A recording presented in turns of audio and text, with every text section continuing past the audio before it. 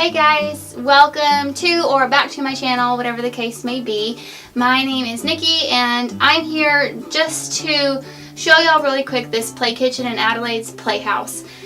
Since I uploaded the Playhouse tour from Adelaide's Playhouse a few years ago, I've had quite a few people ask about the kitchen in here. So I was just going to really quickly give you kind of an overview of how I did this.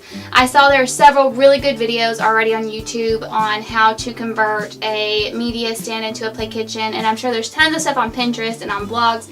So there's lots of great information out there that'll make it really easy for you to do this, and it's a super inexpensive way to make a really cute play kitchen. So the first thing you're going to need to do is find an old TV media stand, which is really easy. They're super easy to come by these days, and they're very inexpensive. In the day of flat screen TVs and wall mounted TVs, these are pretty much obsolete, so people will literally give them away. So find one that has an area for cabinets, then an area for your sink and your stove. If you want an extra section on this side and you have space for it wherever you're going to put it, that's what I did get lucky enough to find here. So it's got a little extra storage for play food or pots and pans or whatever. First thing you're going to need to do when you get it is take off any of the doors you're not using. A lot of them will come with glass doors, which you can't use with kids, so you'll want to just take those off, discard them, and give everything a really good sand so you can make sure your paint's going to stick really well. If you do have to replace doors, which is what I did, you're going to want to cut new doors. I went with a freezer, refrigerator sort of section, but if you did one solid door here and painted a black stripe across the middle, you'd get the same look and it'd be even easier. If I had thought of that, that's probably what I would have done. So you can go ahead and paint the inside white as well if you want to, just to give it that refrigerator, freezer look. And then add your handles. I just got probably the cheapest ones I could find at Home Depot, and they work perfectly. I used the same handles over here for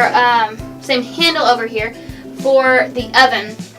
One thing I did change is that these doors both opened to the side originally, and I did change the oven one so that it opened down instead, just again to give it more of that oven look. So you'll just need to take your hinges off and attach them at the bottom instead.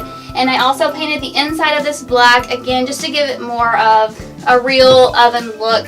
And then I did also add a magnet here at the top, which is actually the magnets that were originally used with the glass door over here. And I just used that.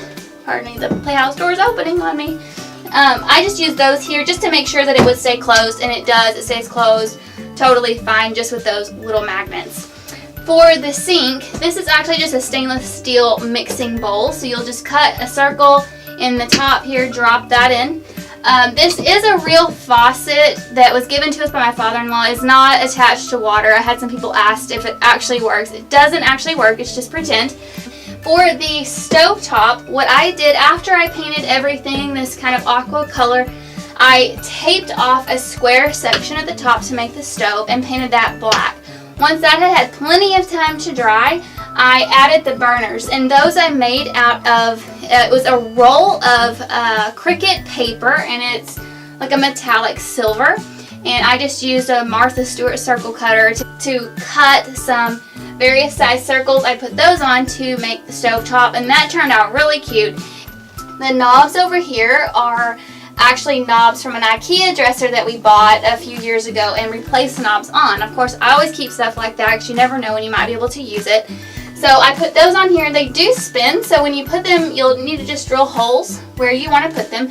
And then when you screw the bolts in from the other side, don't do it all the way tight. That way these can still turn if that's something that your kids want to be able to pretend to turn them. I think that I covered most of the basics of how I did this. It really is an easy project to do, and it's really just kind of depends on how much you want to get into it. If there are any questions at all, anything I didn't cover, and I'm sure there's plenty of things I didn't cover, so if any specific questions you have about how I did something, please feel free to ask a question in the comments and I will do my best to answer. Thank you so much for watching. If you liked the video, or if it was helpful to you anyway, please give it a thumbs up to let me know. And thanks again for watching. Bye!